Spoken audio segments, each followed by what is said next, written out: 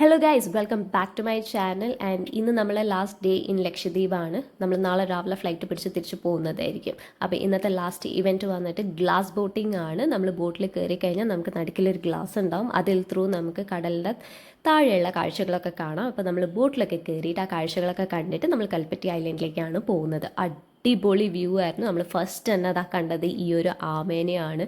ആ ഗ്ലാസിൻ്റെ ഉള്ളിൽ കൂടെ കാണുന്ന വിഷ്വൽസ് ആണ്. ലൈക്ക് നമ്മൾ ബോട്ടിൻ്റെ ചുറ്റിനും ഇരുന്ന നടുക്കിൽ ഗ്ലാസ് ആയിട്ട് നമ്മൾ കാണുന്ന വ്യൂസാണ്. അടിപൊളി വ്യൂ ആയിരുന്നു. കടലടിയിലുള്ള നമുക്ക് ആ സാൻഡും അവിടെ ഒരുപാട് ഡെഡ് കോറൽസും കാര്യങ്ങളൊക്കെ ഉണ്ടായിരുന്നു. ഷെൽസും കാര്യങ്ങളൊക്കെ നമ്മൾ കണ്ടു.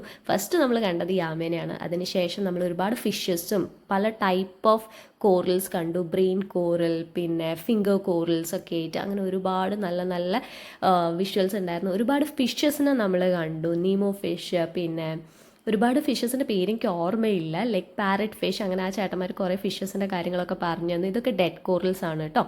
അപ്പോൾ ഈ സൈഡിലുള്ള കോറൽസും കാര്യങ്ങളൊക്കെ ആയിട്ട് ഈ ഒരു സേമിയം പോലെ ഇങ്ങനെ കളിച്ചുകൊണ്ടിരിക്കുന്നതിൻ്റെ ഉള്ളിലാണ് നമ്മളെ നീമോ ഫിഷ് താമസിക്കുക എന്നാണ് പുള്ളിക്കാരൻ പറഞ്ഞത്.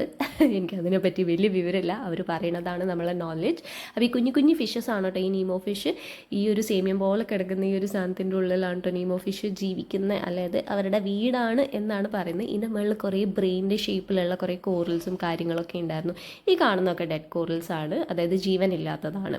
അങ്ങനെ നല്ല കുറേ വ്യൂസും നല്ല കുറേ ഫിഷസും പല ടൈപ്സ് ഓഫ് ഫിഷസിനെയൊക്കെ നമുക്ക് ഈ ഗ്ലാസ് ബോട്ടിൽ ഇരുന്നിട്ട് കാണാൻ പറ്റും. നല്ല വ്യൂ ആണ്, അടിപൊളി വ്യൂ ആണ്. അടിപൊളി ഒരു എക്സ്പീരിയൻസ് ആയിരുന്നു. ഒരു ഡിഫറെൻറ്റ് കൈൻഡ് ഓഫ് എക്സ്പീരിയൻസ് ആയിരുന്നു. ഞാൻ ഒട്ടും എക്സ്പെക്ട് ചെയ്തില്ല ദിസ് വുഡ് ബി സംതിങ് നമ്മൾ എന്താ പറയുക ഇത്രയും എൻജോയ് ചെയ്യുമെന്ന് വിചാരിച്ചില്ല. പക്ഷെ അടിപൊളിയായിരുന്നു. പല ടൈപ്പും പല സീനും കാര്യങ്ങളൊക്കെ കണ്ട് നമ്മളിത് കഴിഞ്ഞിട്ട് ഇനി നമ്മൾ പോകുന്നത് കൽപ്പറ്റി ഐലൻഡിലേക്കാണ്.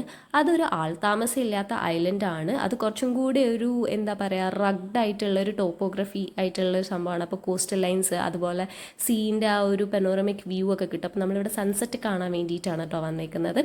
ഇത് കുറച്ചും കൂടി നടന്ന് പോകാനുണ്ട്. കുറച്ച് കാടൊക്കെയാണ്. അവിടെ നിന്ന് ഇറങ്ങി കഴിഞ്ഞ് കഴിഞ്ഞാൽ കാട്ടിനുള്ളിൽ കൂടെ കുറച്ച് നടന്ന് പോയിട്ട് വേണം നമ്മൾ ഈ ഒരു സൺസെറ്റ് വ്യൂ കാണാൻ വേണ്ടി. നമ്മൾ അവിടെ പോയി എല്ലാവരുമായിട്ട് ഗ്രൂപ്പ് ഫോട്ടോസും കാര്യങ്ങളും എടുത്തു നല്ലൊരു സൺസെറ്റ് എൻജോയ് ചെയ്ത് തിരിച്ച് പോവുകയാണ്. സോ ഇത്രയേ ഉള്ളൂ ലക്ഷദ്വീപ് ട്രിപ്പ്.